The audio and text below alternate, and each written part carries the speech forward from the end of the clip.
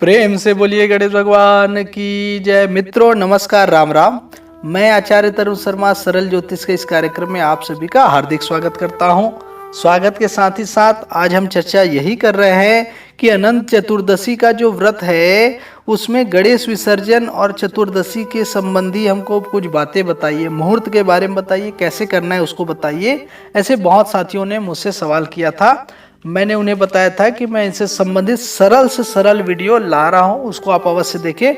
तो इस वीडियो में आप अवश्य अंतिम तक जुड़े रहें। पहली बात यह है कि अनंत चतुर्दशी व्रत जो है ये भगवान अनंत के लिए, विष्णु भगवान के लिए मनाया जाता है, क्योंकि गणेश भगवान जो है महाभारत इसी 10 दिन चतुर्थी से चतुर्दशी तक लिखे। तो जैसे उनका शरीर गर्म होता गया, वेद व्यास जी महाराज ने, भगवान वेद व्यास जी ने उनके शरीर पर मिट्टी लगाना प्रारंभ किया। इसीलिए बोला जाता है कि जब भी गणेश जी की स्थापना करें, मिट्टी के गणेश जी की स्थापना अवश्य करें।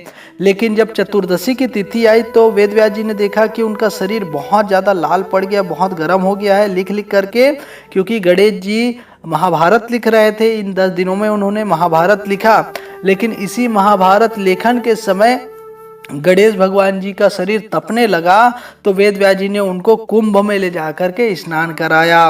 विशेष करके जैसे उनको स्नान कराए तो भगवान जी बहुत खुश हो गए और गणेश जी ने आशीर्वाद दिया कि मुझे ऐसा ही आनंद जो भी प्रदान करेगा मैं उसकी मनोकामनाएं अवश्य पूरा करूंगा। इतनी चीज़ों को तो आप जानते ही जानते हैं। लेकिन बात यहाँ पे ये आ रही है कि इस बार सन 2020 में 31 अगस्त को क्या हम मना सकते हैं या 1 तारीख को मनाए? कब मनाए? क्योंकि कई लोग बोल रहे हैं 31 को मनाना है, कई लोग बोल रहे हैं 1 को मनाना है। तो 31 को इसलिए मना सकते हैं क्योंकि 31 को मध्याह्न वापिनी चतुर्दशी है, यानी दोपहर के समय चतुर्दशी का विशेष प्रभाव है। ऐसे में चतुर्दशी को विशेष माना गया है। लेकिन जब आप सूर्योदय तिथि को देख रहे हैं तो 1 तारीख को भी चतुर्दशी का प्रभाव है, क्योंकि चतुर्दशी के बाद पूर्णिमा प्रारंभ होता है। तो पितृपक्ष के पूर्णिमा श्राद्ध का प्रारंभ महालयारंभ 1 तारीख से ही माना जा रहा है। तो ऐसे में हमको चतुर्दशी तिथि, शुद्ध तिथि, जिसमें गणेश जी का विसर्जन भले हो ना हो, कम से कम हवन तो हो जाए, गणेश जी का विशेष रूप से उनकी सेवा तो उस दिन हो जाए, तो वो हमको 31 तारीख को करना चाहिए और 1 तारीख को हमको विसर्जन करना चाहिए। अगर हम 31 तारीख को नहीं कर पा रहे तो 1 तारीख को सुबह 9:48 से पहले हमको कर लेना चाहिए, क्योंकि तिथि जो है चतुर्दशी तिथि है वो 31 तारीख सोमवार को सुबह 8:48 को लग रहा है। और यह 1 तारीख यानी अगले दिन मंगलवार के दिन 1 सितंबर को 9:38 सुबह तक है। तो इस चतुर्दशी तिथि के प्रभाव को देखें तो 31 को आप 8:48 यानी 9 बजे के बाद कर सकते हैं। अब क्योंकि 31 तारीख को मैं राहु काल देख रहा हूं तो लगभग 9 बजे तक राहु काल है। तो इस राहु काल के बाद 9 बजे के बाद आप 8:56 से 10:30 बजे तक विशेष शुभ मुहूर्त है, उसमें आप कर सकते हैं। या फिर अभिजीत मुहूर्त में आप कर सकते हैं। अभिजीत मुहूर्त है 11:38 से 12:29 तक, ये 31 तारीख का बता रहा हूँ। साथ ही साथ विशेष मुहूर्त है 1:37 से, वो बहुत लंबा समय है, जो कि शाम के 6:15 बजे तक अमृत मुहूर्त विशेष रूप से प्रभावी है। तो ऐसे में हम क्या कर सकते हैं, 31 तारीख को हमको गणेश जी का हवन विशेष रूप से पूजा करना ज़्यादा अच्छा है। आप चाहे तो विसर्जन के कार्यक्रम को या तो सूर्यास्त से पहले कर लेवे 31 को ही, या फिर 1 तारीख को सूर्योदय के बाद अवश्य कर लेवे, लेकिन ज़्यादा देर तक आप ना करें, क्योंकि 31 तारीख के बाद 1 तारीख को जो राहु काल है वो दोपहर को 3 बजे से है। तो प्रयास ये करें 1 तारीख को अगर विसर्जन कर रहे हैं तो 3:11 से 4:44 यानी 4:45 बजे तक है। तो 4:45 के बाद या तो निकले या फिर आप 3 बजे से पहले ही निकल सकते हैं। तो ये विशेष मुहूर्त है। अब इसको आपको ध्यान रखना है। जो पूर्णिमा श्राद्ध मनाएंगे तो उनके हिसाब से पितृपक्ष प्रारंभ हो जाएगा 1 तारीख को ही, और वैसे पितृपक्ष प्रारंभ हो रहा है 2 तारीख से। पितृपक्ष संबंधी कुछ वीडियो आने वाले हैं, उसको आप अवश्य देखें। मेरा एक वीडियो है पितृ संबंधी जुड़ा हुआ, जो वीडियो के अंतिम में दिख जाएगा आपको पितरों का फोटो कहाँ लगाए, उसको आप जरूर देखें, आनंद पूर्वक उसको देखें और समझे नियमों को। उससे संबंधित कुछ और बातों को मैं बताऊंगा।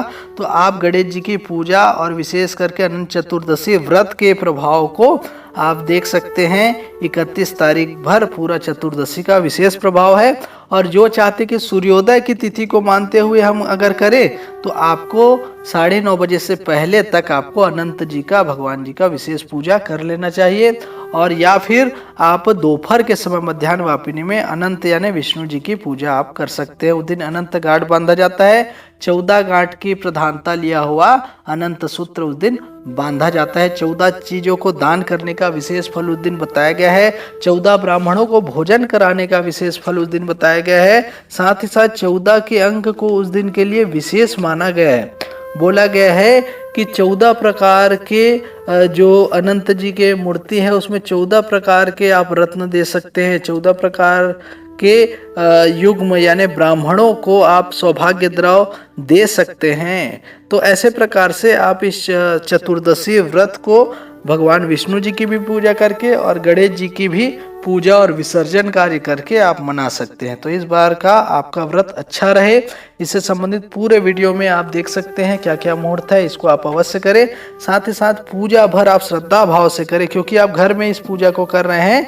तो आप जब भी गणेश जी के सामने बैठे तो श्री गणेशाय नमः, श्री गणेशाय नमः या ओम गंग गणपति नमः इस मंत्र का जप करें, या कुछ न बने तो श्री गणेश श्री गणेश श्री गणेश इसको करें। और भगवान जी की पूजा करने के बाद थोड़ा सा अग्नि प्रज्वलित करें और प्रयास करें कि नीचे में कंडा यानी गाय का गोबर से, विशेष रूप से सूखा हुआ गोबर जो कंडा उपला होता है उसकी सहायता से, घी की सहायता से आप अवश्य हवन करें। और हवन जब भी करें तो कम से कम 11 आहुति ओम गंग गणपति नमः से दे, उसके बाद आरती करना चाहिए।